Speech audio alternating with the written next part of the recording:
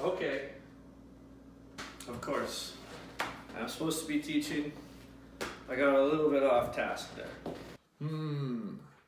What's your concept for today? This is going to be a review video on geometry and measurement. And it's going to be about the things that we've already done before, but just as like a reminder. What we really have to remember though is that we are measuring different polygons, but polygons is another way of saying shapes. Polygons equals shapes. So when we're doing that kind of thing, we have to be able to measure it in a couple different ways. Number one way, we have to figure out the lengths of the pieces inside of the triangle. None of the lines are equal. That's called scalene. Remember, that has 0, the sides are equal. If 2 of the lengths are the same, there's not one where one of the lengths is the same, because if one of the lengths is the same, that wouldn't work. So it just goes, if you had it in numbers, it goes 0, 2, 3, because there's only 3 lengths to a triangle. So scalene is 0. Isosceles is 2 lengths. It's like you're going iso in basketball, 1 versus 1, which is 2 people. Okay? So then isosceles is if there's 2 lengths of the same, but then the third one isn't. And equilateral is when all 3 of them are the same. So that is the different lengths that you could measure a triangle with. Was that good enough? That example was fire. Okay, yes. This is all, I love this stuff. Okay, so here we go. This is the second part of it. Now you can do scalene, isosceles, and equilateral about the lengths, but if you're talking about the angles within the triangles, and they always add up to 180, there's an acute, right, obtuse, where you go over the right angle. There's the straight angle, where it's completely aligned. And then when you go past that straight angle, and then you have that little thing there, that's called a reflex angle. Now there's only 3 of those angles end up being called after triangles. And those 3 angles were acute, right, and obtuse. Now a triangle is always going to have at least 2 acute angles, just because of the way that it works. An acute angle has all 3 are all the same, they're all acute. A right has just one of the angles on the triangle is a right angle, and the other one is obtuse, where the angle, one of the angles could be considered obtuse.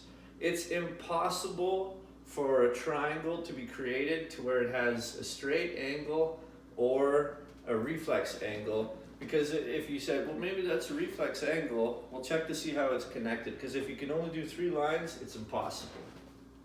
Wait a second, let's have a quick little break here. How about an early bird prize?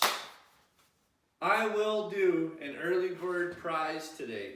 So as soon as a student sees this video, if they go into Google Classroom, and if they go into the chapter book assignment where I put the 2 parts of it on, the first one to just comment math on that topic in our Google Classroom wins a prize. And if your teacher gives you an assignment where you have to write down, we'll say that there is a triangle, and the triangle goes like this, and then it's K, J, and L. And it has those little letters on it. If you say, which triangle is it? You could basically start at any letter. You could just go J, L, K, or however that goes.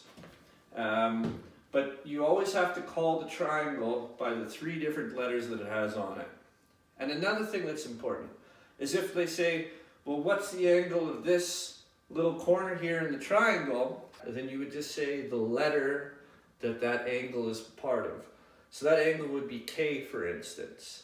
But if you say, well, what's the length of this piece that goes from here to here, then you would have to go whatever letter is right here and whatever letter is right here.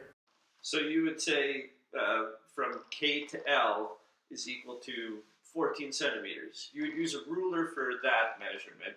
But when it comes to angle, when you are measuring an angle, you need a protractor. Now, it doesn't have to be as great as Simon's protractor, but you need a good one. And it could just be the half thing. I would have one at home right now, but when we were doing this, we had students that said that they didn't have the protractor. So, being kind, I went to another classroom and I asked their students to borrow us some protractors, since they weren't at this unit yet. So then they lent us those protractors, and then the students that I entrusted to have those protractors ended up losing those protractors. So then when that classroom needed their protractors, I had to take the protractor from my own house in order to give it to them. And now that I'm teaching at home, I don't have a protractor to show you. Off task again, Figgy.